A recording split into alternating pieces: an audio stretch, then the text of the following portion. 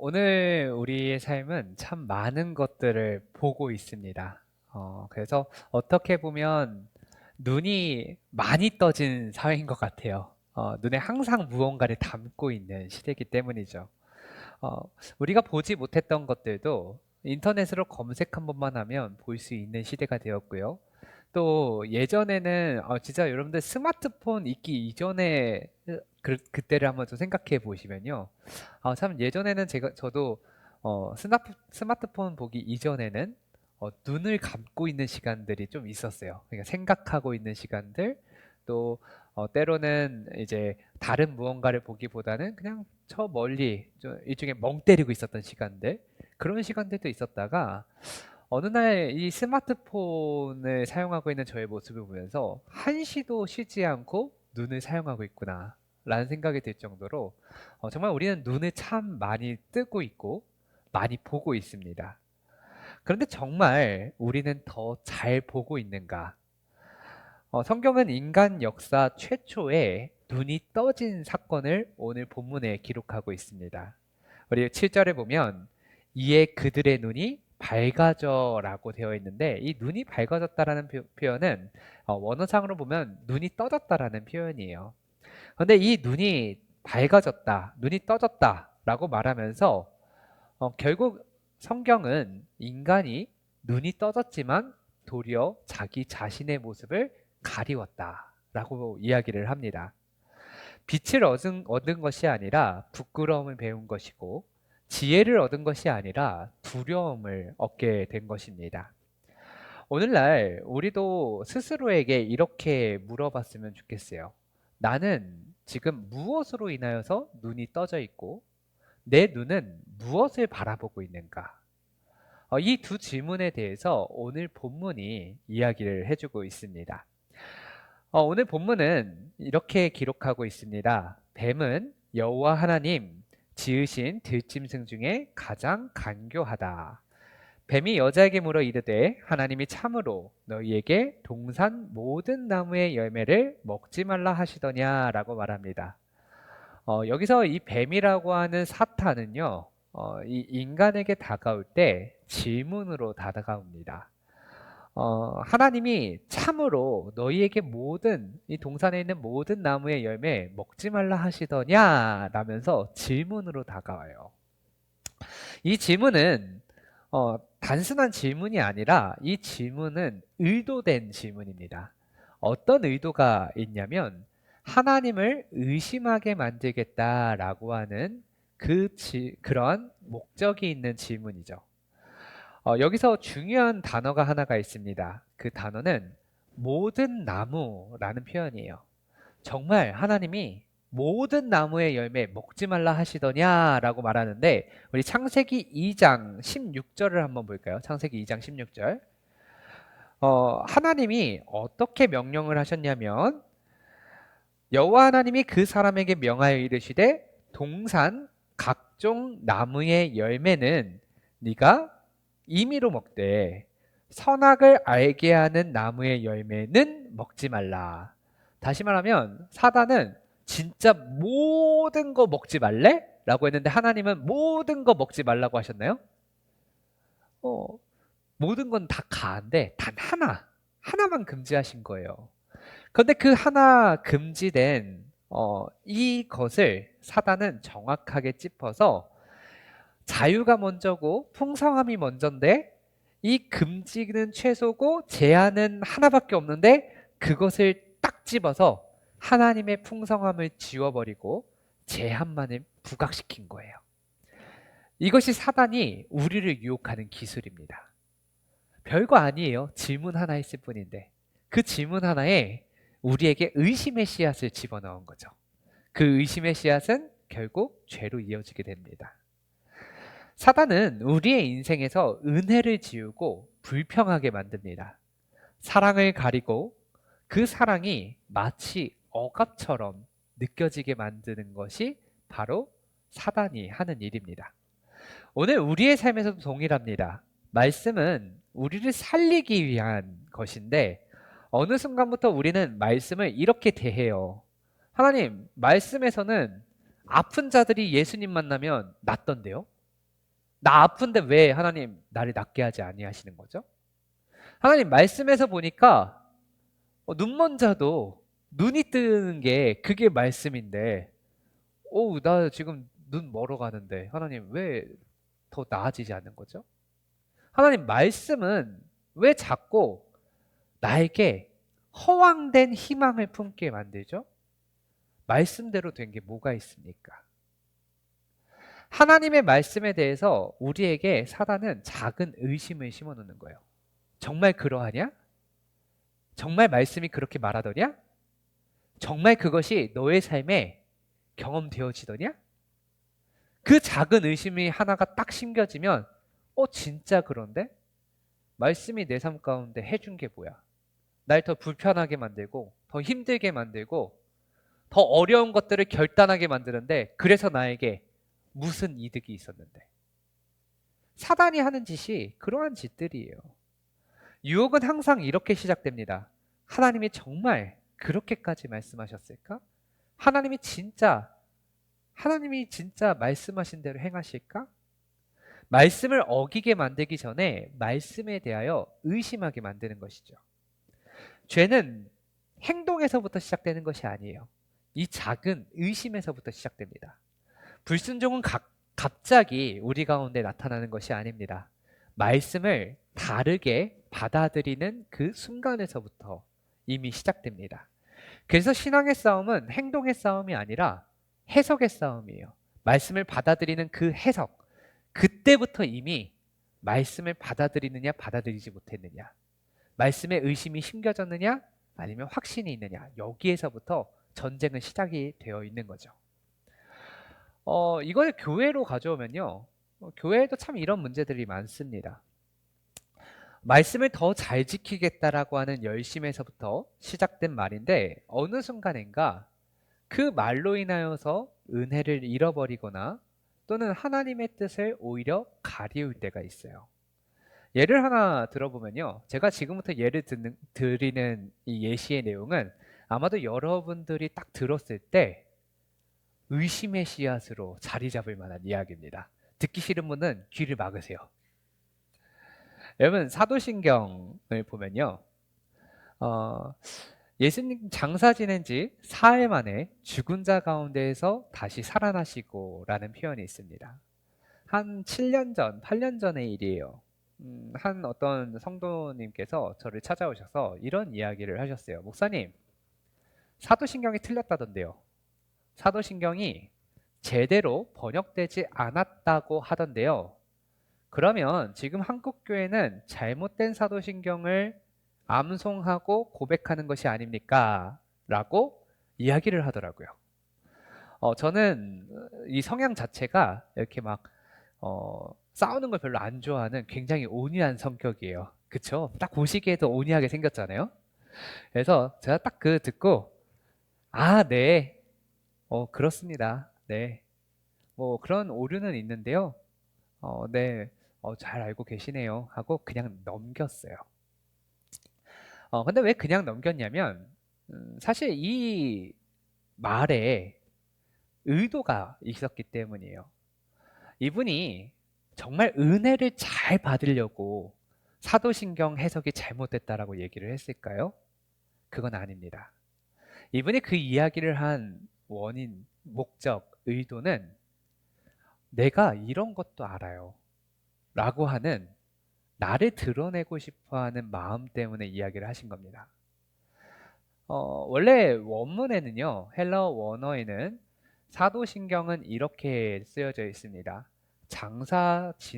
장사된 지 사흘 만에 죽은 자 가운데서 다시 살아나시고가 아니라 장사 지내고 음부로 내려가사 사흘 뒤에 다시 올라오셔서 죽은 자 가운데에서 살아나셨다라고 써져 있어요.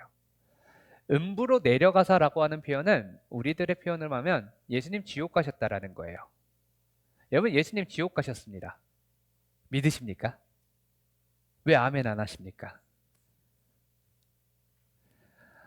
예수님이 지옥 가셨다라는 표현이 우리들에게는 쉽게 받아들여지지 않아요. 성경에도 나와 있어요. 베드로 후서가에 보면 음부로 내려가셨다라는 표현이 있습니다. 성경에 있는 표현이에요.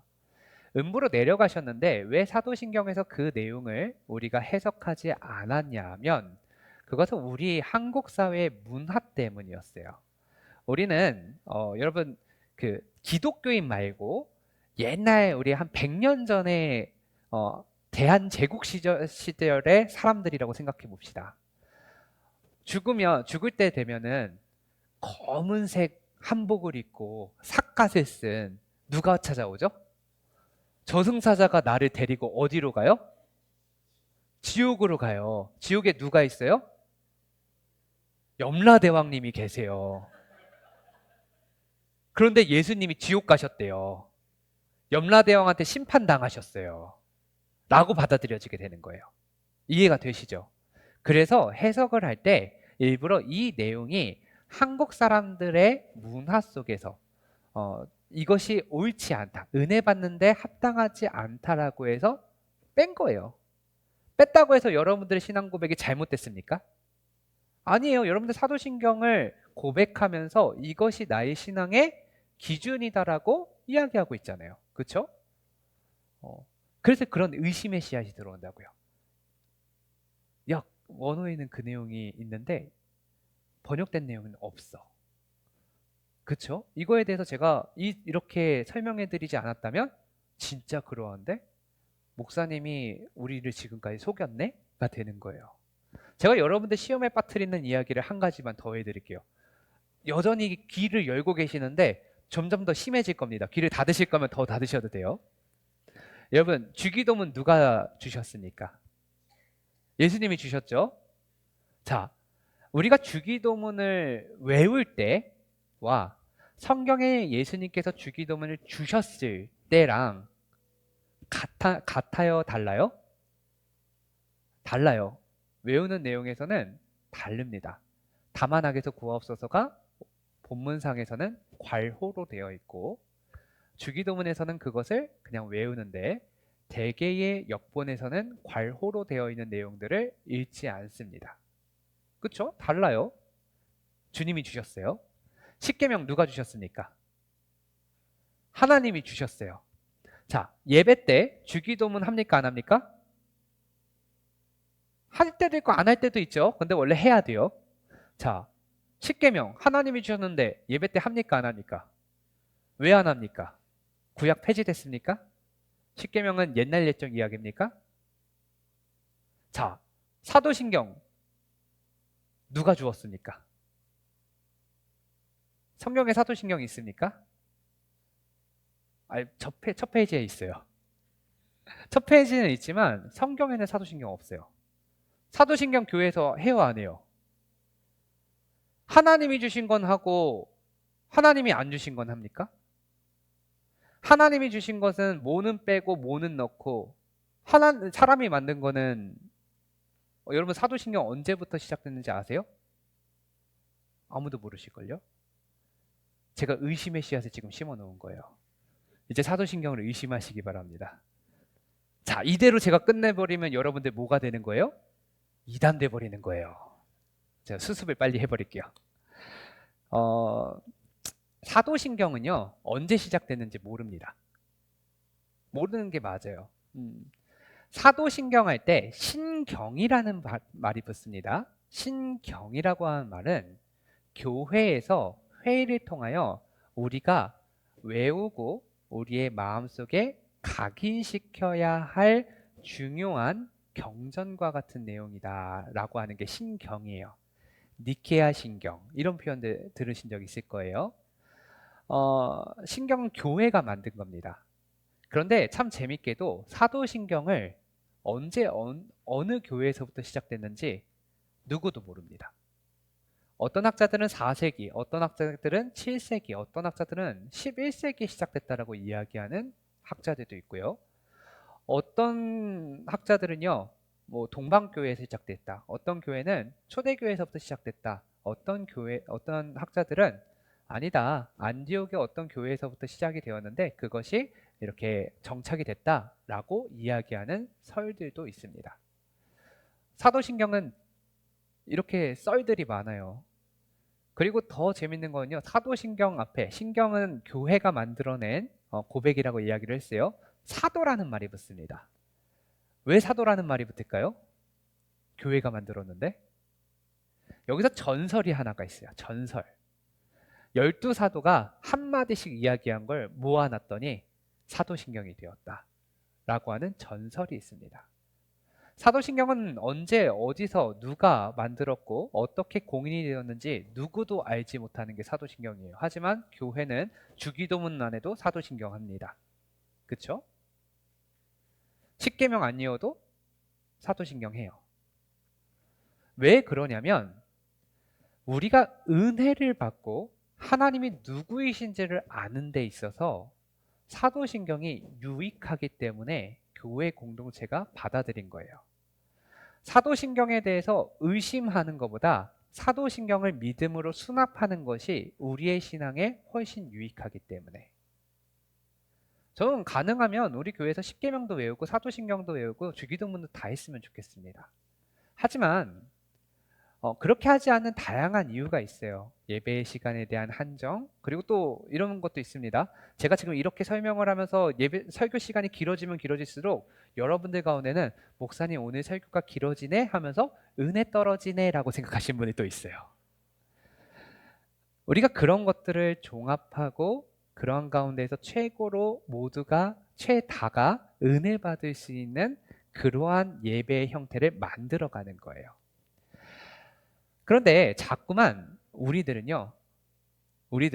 그렇게 은혜를 만들어가는 방향에 있어서 사단이 주는 그러한 질문을 마치 교회 공동체를 위한 것처럼 던질 때가 있어요.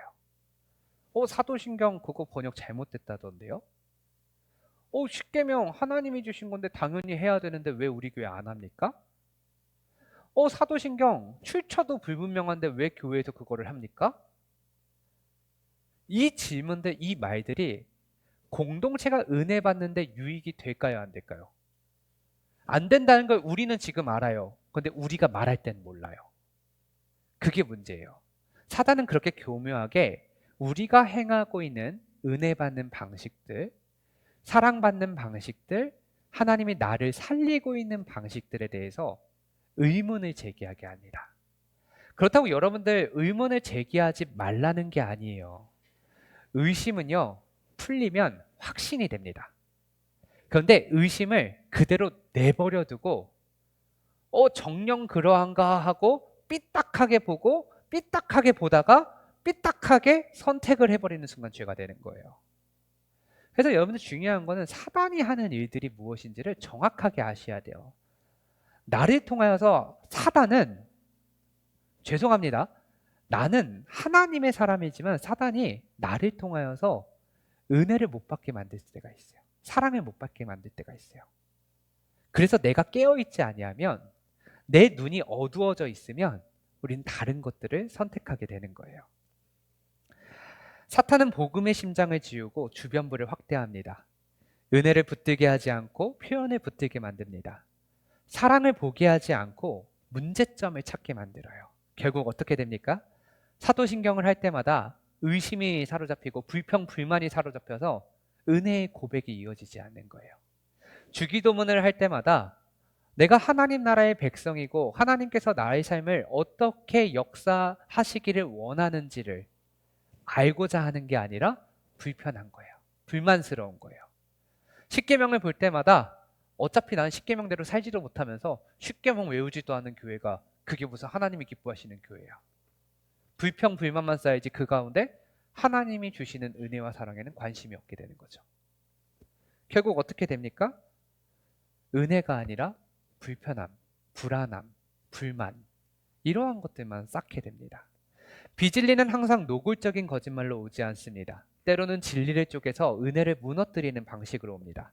그래서 사탄은 은혜 자체를 부정하지 않습니다.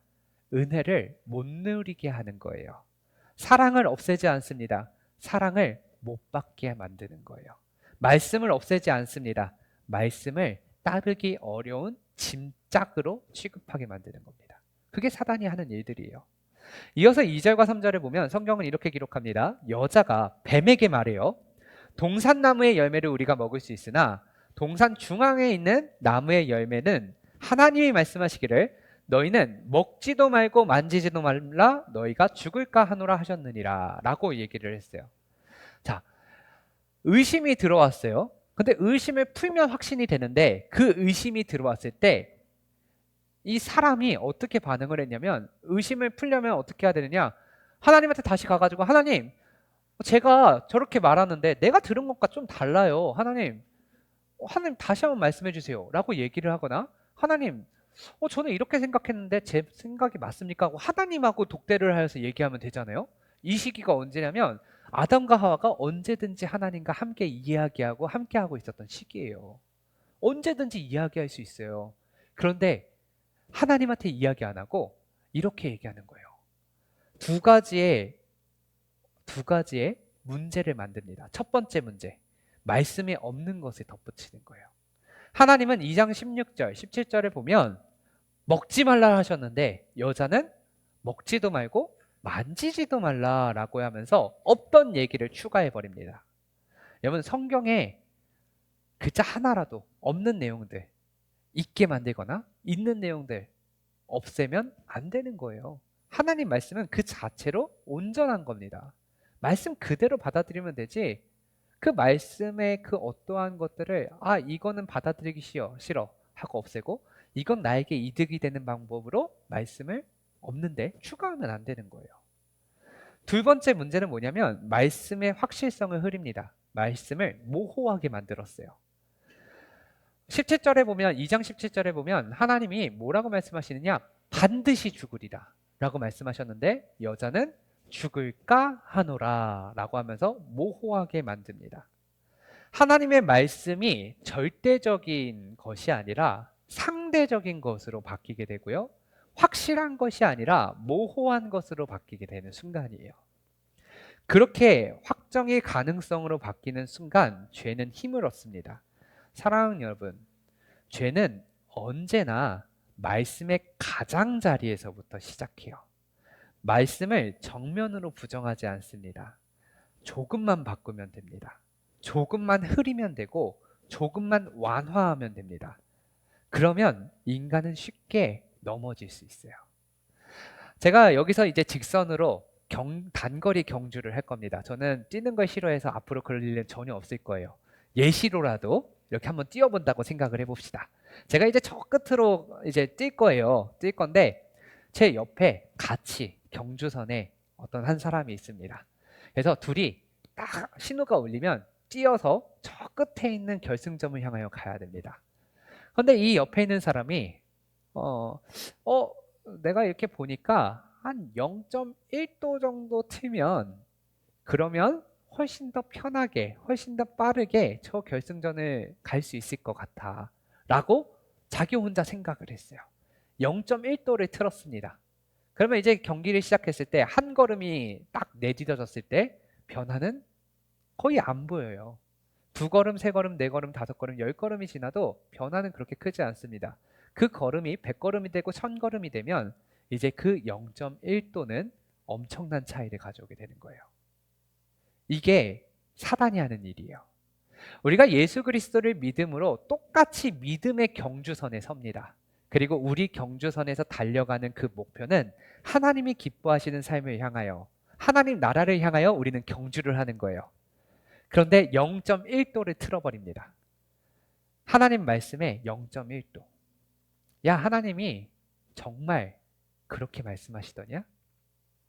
하나님이 그렇게 사랑이 많으신 분인데 너 말씀대로 행하지 않았다고 해서 너 안 버려. 맞아요. 안 버리시죠. 그렇게 괜찮아 라고 0.1도 틀어버리면요. 결국 그 사람은 믿음의 경주를 완성할 수가 없는 거예요. 사단이 하는 짓이에요. 여러분 나중에 기회가 되신다면 C.S. 루이스의 스크루테이프의 편지라고 하는 책을 꼭 읽어보셨으면 좋겠어요. 엄청 짧습니다. 아마 저랑 양육훈련 하신 분들은 제가 짧다라는 말을 절대 안 믿으실 것 같은데 이건 진짜 짧아요. 한 100페이지 조금 넘는 작은 책이에요. 그런데 이 책에서 보면 악마들이 이야기를 해요. 어린 악마가 삼촌 악마한테 얘기를 합니다. 어떻게 하면 저 사람들을 넘어뜨릴 수 있을까요? 근데 제가 수많은 사람을 넘어뜨릴 수 있는 방법 중에 기억에 남는 한 가지가 있어요. 그게 뭐냐면 이 삼촌 악마가 이 조카 악마한테 이렇게 얘기합니다. 인간들 넘어뜨리는 건 너무 쉬워. 인간들을 잘되게 편하게 만들면 지들 스스로 무너지더라. 말씀대로 살지 않더라. 조금만 삶의 방향을 바꿔도 완전히 달라지는 게 인간이라는 거예요. 오늘 우리의 신앙에서 그렇습니다. 이게 죄일까? 이 정도는 괜찮지 않을까? 하나님이 이 정도는 이해해 주실 거야. 이 질문이 우리 안에서 나오는 그 순간 우리는 이미 에덴 동산에 지금 서 있는 하와와 같은 입장인 겁니다. 말씀이 멀어지는 가장 위험한 방식은 말씀을 부정하는 것이 아니라 말씀을 자기식으로 해석하는 것이고요. 그리고 삶의 방향이 0.1도 바뀌는 겁니다. 우리는 하나님을 떠났다라고 말하지 않습니다. 오히려 이렇게 말해요. 나는 여전히 하나님을 사랑하고 하나님을 믿습니다. 말씀을 나는 말씀대로 따르기를 원합니다. 그러나 그 말씀이 이미 나에게 유리한 말씀으로 바뀌어 있다면 그것은 이제 더 이상 하나님의 온전한 말씀이 아니에요. 그냥 내가 그렇게 생각하고 있을 뿐이에요. 그 결국 믿음의 결승점을 통과하지 못하는 모습이죠. 계속해서 4절부터 5절까지의 내용을 보면 성경은 이렇게 기록합니다. 뱀이 여자에게 말합니다. 너희가 결코 죽지 아니하리라. 너희가 그것을 먹는 날에는 너희 눈이 밝아져 하나님과 같이 되어 선악을 알 줄 하나님이 아심이니라. 이제 사단이 의심을 심어놨어요. 의심을 심어놓으니까 이제 이 여인은 그 의심 속에 사로잡혀 사단이 하나님을 정면으로 공격하는데도 불구하고 그것을 알아차리지 못합니다. 여러분 이런 적 있으실 거예요. 내가 은혜가 막 충만할 때는요. 막 내 주변에 있는 사람들 혹은 나를 모르는 사람들이 야, 너 그렇게 예수 믿고 그러는 거 너 그게 너한테 무슨 유익이 있는데 집안에 있는 거 뭐 그거 다 교회에다 갖다 주고 네 시간 다 교회에다 갖다 주면 뭐 돼? 뭐 좋은 일 있어? 라고 얘기할 때 은혜가 충만하면 뭐라고 합니까? 아유, 아무것도 모르면서 그런 얘기를 해. 이게 얼마나 소중하고 얼마나 중요한데 이렇게 반응을 해요. 그런데 내가 은혜 충만하지 아니하고 하나님에 대한 의심과 막 교회에 대한 불신이 쌓여 있어요. 그럼 주변에서 그런 얘기하면 그렇네. 내가 왜 이 짓거리 하고 있지? 이 생각이 드는 거예요. 의심이 딱 들어오고 나서 그 다음에 사단이 처음에는 정면으로 하나님 공격 안 하다가 그 다음에 하나님을 공격합니다. 하나님은 너희를 속이고 있어. 하나님은 너희가 커지는 걸 원하지 않아. 하나님은 너희를 노예처럼 부려먹고 있어. 이렇게 이야기를 하면서 공격합니다. 근데 여러분 참 인간이라는 게 재밌어요. 오늘 하루 정말 많은 분들이 저를 보면서 목사님 살 빠지셨네요 라는 얘기를 했어요. 근데 실제로는 살이 안 빠져서 저는 고민투성이에요. 살이 안 빠지는 이유가 있습니다. 제가 풀 좋아해요? 고기 좋아해요? 그쵸? 고기 좋아해요. 그러니까 살이 안 빠져요. 자, 피자와 치킨이 있어요. 그리고 샐러드가 있어요. 저는 뭘 먹을까요? 여러분들도 아시듯이 저는 그걸 먹어요. 그러면 이렇게 생각해 봅시다. 여러분들이 제 건강을 위해서 이제 신방을 할 때 목사님 식사 한번 섬기고 싶어요 하면서 목사님 요즘에 다이어트 중이니까 채식을 드시죠.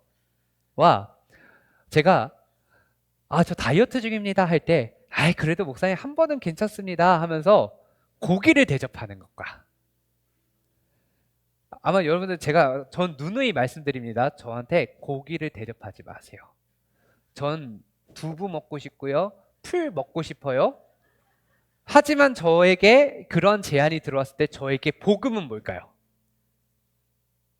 고기 먹는 게 복음이에요. 그쵸? 인간은 건강에 좋은 것보다 건강에 나쁜 걸 좋아해요. 그게 더 맛있어요. 어쩔 수 없어요. 인간이라서. 인간은 죄의 말이 은혜의 말보다 더 달콤해요. 여러분 예수님이 여러분들을 살리시려고 십자가에 달려 죽으시고 부활하셨습니다. 그러니까 내가 처음부터 그것이 나에게 복음으로 들리느냐? 아니요, 그거 복음으로 들리지 않습니다. 안 믿는 사람들에게 처음에 그 이야기가 주어지면 그건 복음이 아니라 무슨 말도 안 되는 소리를 하고 있어. 그거는 죄송합니다. 개죽음이야. 라고 이야기를 할 거예요. 저한테 야, 너 교회 가지 말고 오늘 주말에 나랑 같이 어디 여행 가가지고 맛있는 것도 먹고 우리 즐겁게 놀고 좋은 것도 보고 오자. 그 말이 나에게 훨씬 더 달콤하고 사랑스럽고 복음으로 들리는 거예요. 이게 그거예요. 이 마귀가 하는 짓이 나에게 듣기 좋은 말, 내가 듣고 싶은 말, 그런 것만 줘요. 근데 그거를 어떻게 얘기하냐면, 자, 보세요. 예수님한테도 마귀가 뭘 갖고 시험을 합니까? 말씀을 갖고 시험을 합니다.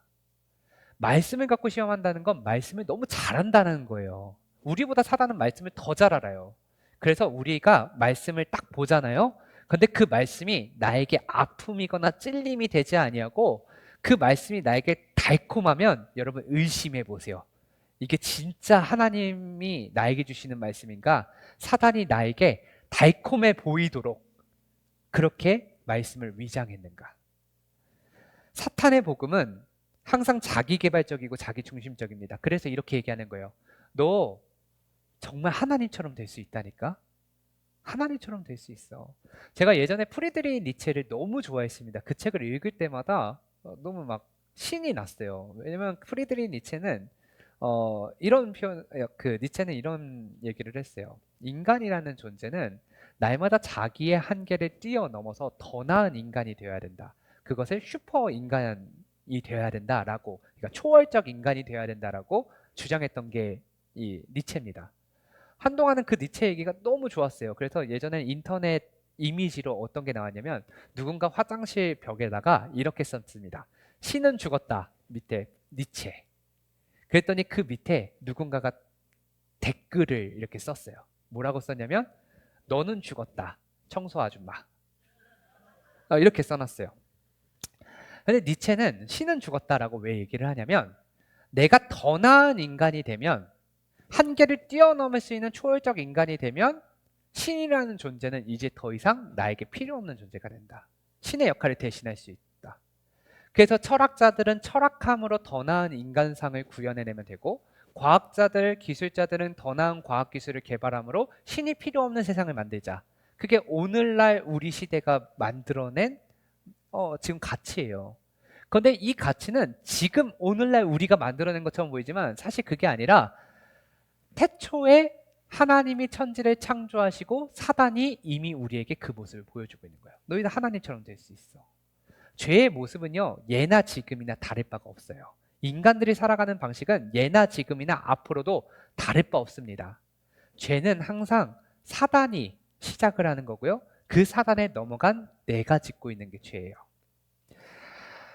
이렇게 사단의 복음은 성공한 것처럼 보입니다. 그래서 여자는 그 선악과를 따먹게 됩니다. 그리고 따먹게 되자마자 이 여자의 눈에 보이는 것은 무엇이었느냐? 하나님이 아니라 바로 벌거벗겨진 나의 모습이었어요. 이게 굉장히 중요합니다. 눈이 밝아졌는데 눈이 밝아져서 보게 된 것은 하나님이 아니라 나다라는 것.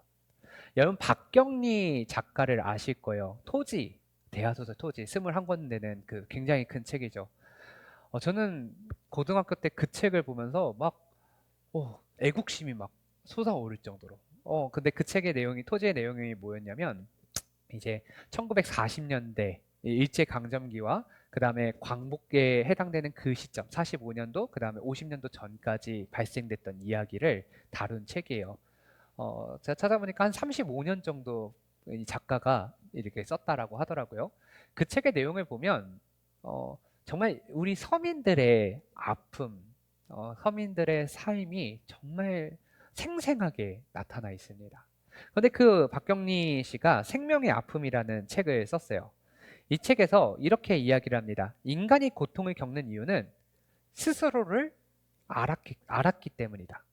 내가 누군지를 자각했기 때문이다. 라고 썼어요. 이게 아마 일반적인 사람들은 이게 뭔 말이지? 라는 생각을 하겠지만 우리 신앙에 있는 사람들은 이 말이 뭔지를 딱 알 수가 있습니다. 이게 무슨 말이냐면요. 여러분, 하나님을 바라보고 있잖아요. 하나님을 바라보고 있으면 내 삶을 둘러싸고 있는 문제들, 뭐 아픔들, 고민들, 뭐 그리고 고통의 소리들, 고뇌하는 것들, 그 모든 것들 하나님을 바라보고 있으면 그게 나에게 아픔이 되지 않습니다. 하나님이 해결해 주실 거고 하나님이 나와 함께 하고 계시고 하나님이 그냥 이 모든 것, 이 상황을 뛰어넘는 분이시라는 게 나에게 너무 그냥 행복한 거예요. 그런데 하나님께 시선을 두지 아니하고 나 자신에게 시선을 두는 순간 나는 왜 이렇게 아파? 나는 왜 이렇게 가진 게 없어? 나는 왜 이렇게 다 실수투성이고 나는 잘 되는 게 하나도 없어? 나한테 시선을 두는 순간 인생이 완전히 달라지게 되는 겁니다. 박경린 씨가 이제 신실한 카톨릭 신자였어요. 이렇게 죄는요, 죄라고 하는 것, 고통의 문제라는 것은 결국 무엇을 보느냐, 거기에 달려 있습니다. 신학적으로도 그래요. 여러분, 이 죄가 어떻게 이제 인간에게 또 들어오냐면, 학자들이 이렇게 표현합니다. 죄는 무엇을 보느냐다. 그러니까 아담과 하와가 동산에 있는 모든 나무의 열매를 다 먹을 수 있었어요. 단 하나만 빼고, 그쵸? 그런데 뱀이 뭘 보게 했냐면 그 나무 열매를 보게 했어요. 그 열매를 보니까 어떤 감정이 들었냐면 보기에 먹음직스러워 보였어요. 그리고 그것을 따먹어서 죄가 되었어요. 따먹기 전에는 죄예요, 아니에요? 그런 마음 들 수도 있어요. 탐스러워 보일 수도 있어요. 아, 죄. 너무 신앙적이세요. 인간이라는 존재가 어쩔 수 없으니까. 예를 들어서 이런 겁니다. 제가 권사님 성경책이 너무 탐스러워 보여요. 내 눈에 보이니까 탐스러워 보여요. 근데 여기까지는 괜찮아요. 근데 제가 그거를 몰래 가져왔어요. 그럼 이제부터 저는 목사가 아니라 도둑놈이 되는 거예요. 그쵸? 우리가 무엇을 보느냐, 거기서부터 감정이 생겨요.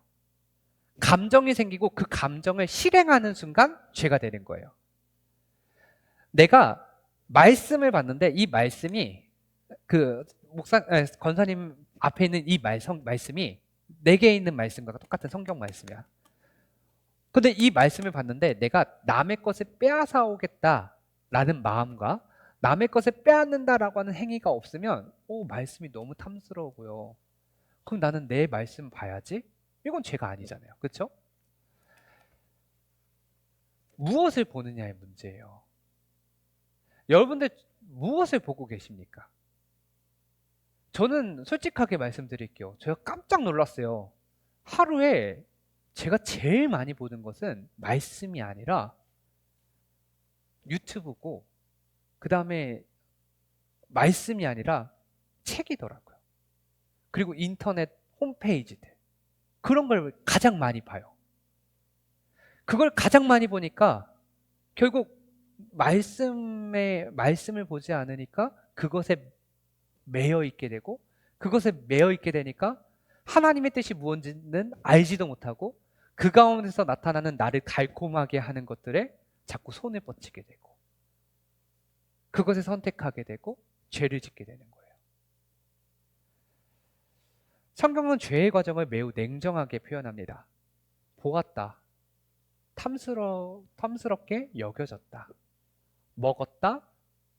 그리고 눈이 밝아졌다. 근데 사실 눈이 밝아진 것이 아니라 오히려 어두워지게 된 것이죠. 여러분, 소경이 눈을 뜨면 가장 먼저 뭘 보고 싶을 것 같습니까? 사랑하는 사람들, 그 다음에 내가 정말 가까이 있었던 그 무언가 중에 궁금했던 것들을 보고 싶어 하겠죠. 근데 눈이 밝아졌다라고 하는 표현이 왜 눈이 어두워진 거라면 나에 대해서는 눈이 밝아졌지만 하나님에 대해서는 눈이 어두워졌기 때문이에요. 잘못 보았기 때문입니다. 그들은 하나님을 보지 않았습니다. 서로를 보지 않았고 자기 자신을 보았습니다. 그래서 벌거벗었다라고 여겨서 자신의 몸을 무엇으로 가야 됩니까? 무화과 나무 잎으로 가려요. 무화과나무 잎으로 가렸다라는 표현은 참 가슴이 아픕니다. 무화과나무 잎으로 가렸다. 자신이 벌거벗은 것을 무화과나무 잎으로 가릴 수 있느냐? 가릴 수 없어요. 무화과나무 이파리 보신 적 있으세요? 이렇게 이파리가 화렵수가 아니에요. 물론 침엽수보다는 조금 두툼하긴 하지만 굉장히 얇은 이렇게 이파리들이 모여 있는 게 무화과나무 잎입니다. 가릴 수가 없어요. 또 무화과나무 잎은요, 햇볕이 쬐어지면 갈라집니다. 말라서 갈라져 버려요. 바람 불면 날아갑니다. 비가 오면 눅눅해져서 무너져 버리는 게 무화과나무 잎이에요. 사람들은 자신의 벌거벗은 몸, 그리고 하나님을 만나기 두려운 마음들을 가리기 위해서 무화과나무 잎을 만들었어요. 종교라는 이름이죠. 우리가 열심히 참선하면 우리 죄에서부터 벗어날 수 있어. 고통에서부터 벗어날 수 있어. 108법례에서부터 벗어날 수 있어. 저는 불교를 좀 심층적으로 공부를 했습니다. 저는 심지어 불교 입문과정까지 우수한 성적으로 통과를 했어요. 스님이 저를 굉장히 사랑하십니다. 근데 불교 공부를 할 때 제가 느낀 게 있어요. 여러분, 석가모니가 부처가 되었습니다. 그쵸? 부처님이래요. 님이에요. 근데 그 석가모니 죽었습니까? 아니면 하늘로 솟구쳐서 보이지 않게 되었습니까? 모두가 다 알아요. 죽었어요. 스님도 알아요. 죽었습니다. 스님이 뭐라고 얘기를 하냐면 불교는 신이 없는 종교다. 그런데 불교가 하는 이야기가 뭐냐면 모든 108번뇌를 이겨내서 사실 이겨낸다는 게 무념무상으로 그 108번뇌에서 벗어나서 아라한이 되어야 된다. 아라한이라는 것은 우주와의 합의를 이룬 자를 뜻합니다. 여러분, 우주와의 합의를 이룬 자가 되어야 된다라고 얘기하지만 부처라고 하는 사람조차도 합의를 이루지 못하고 죽었습니다. 우리 모두는 합의를 이루지 못하고 죽는 게 불교의 운명입니다. 그래서 윤회라는 게 생겨요. 지금 못하면 다음 생에서라도. 그 윤회의 고리를 벗어날 수 있느냐? 벗어날 수 없습니다. 그 말은 무슨 말이냐면 인간은 죽었다 깨나도 스스로는 하나님이 될 수 없습니다. 스스로는 우주와 합의를 이룰 수가 없습니다. 불교뿐만이 아니에요. 어떤 종교를 가져와도 그 종교에서 이야기하는 바로 108번뇌, 아니 인간을 둘러싸고 있는 수많은 고통의 소리들을 잠재울 수 없고요. 우리는 하나님이 될 수가 없습니다. 그리고 그것을 가리기 위한 일시적인 방책이 바로 종교고 철학이고 과학이고 기술이고 우리가 살아가는 삶의 방식이에요. 우리는 자꾸만 숨으려고 그래요. 하나님으로부터 숨어내려고 해요. 숨어집니까? 안 숨어내져요. 일시적인 무화과나무 잎으로는 가릴 수가 없어요. 가릴 수 없어서 그들이 어디로 갑니까? 결국에는 나무 사이로 숨어 들어가요. 숲으로 들어가요. 무화과나무 잎으로도 가릴 수 없으니까 숨어 들어갔는데 숨어 들어갔다고 해서 하나님이 못 찾으시느냐? 못 찾지 않으세요. 정확하게 그에게 찾아가셔서 뭐라고 말씀하십니까? 너 어디에 있니? 어디에 있니라고 하는 표현은요, 진짜 너가 어디 있는지 못 찾겠으니까 이제 나와 라고 이야기하시는 표현이 아니에요. 어디에 있니? 라고 하는 표현은 영적인 질문입니다. 너 지금 나로부터 얼마나 멀리 떨어져 있는지 너 알고 있니? 라는 뜻이에요. 죄를 지으니까 하나님과 가까이 갈 수가 없어요. 부끄러워요. 두려워요. 숨어요. 가려요. 도망쳐요. 그러나 도망칠 수 없고 숨을 수 없고 가릴 수가 없는 거예요. 하나님이 창세기에서 결국 이들에게 무엇을 허락하세요?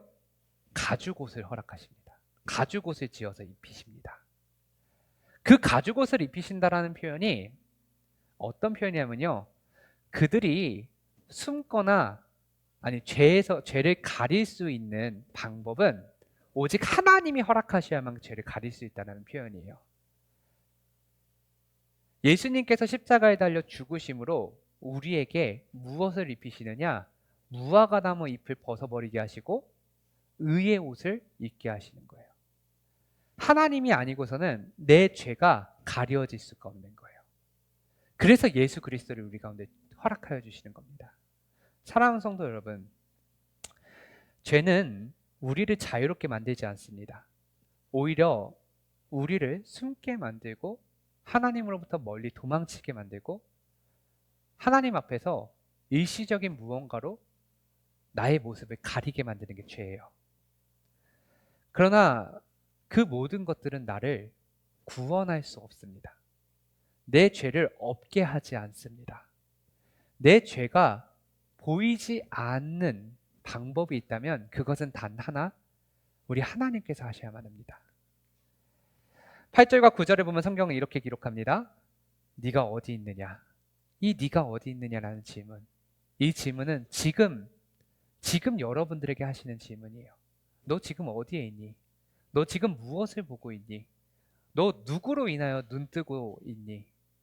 그리고 너는 죄를 지어서 도망치고 있니? 가리고 있니? 숨고 있니? 너 어디에 있니? 이 질문 앞에 우리가 답변해야 될 것이 있다면, 하나님, 더 이상 도망칠 수 없습니다. 주님, 예수님 믿고 예수님께서 허락하여 주시는 그 의의 옷 입기를 원합니다. 그것이 우리의 고백이 되어야겠죠. 사랑하는 성도 여러분, 눈이 밝아지는 것이 구원이 아닙니다. 하나님을 올바르게 보는 것이 구원입니다. 하나님 없이 밝아진 눈은 저주입니다. 그러나 하나님을 향하여 열린 눈은 은혜입니다.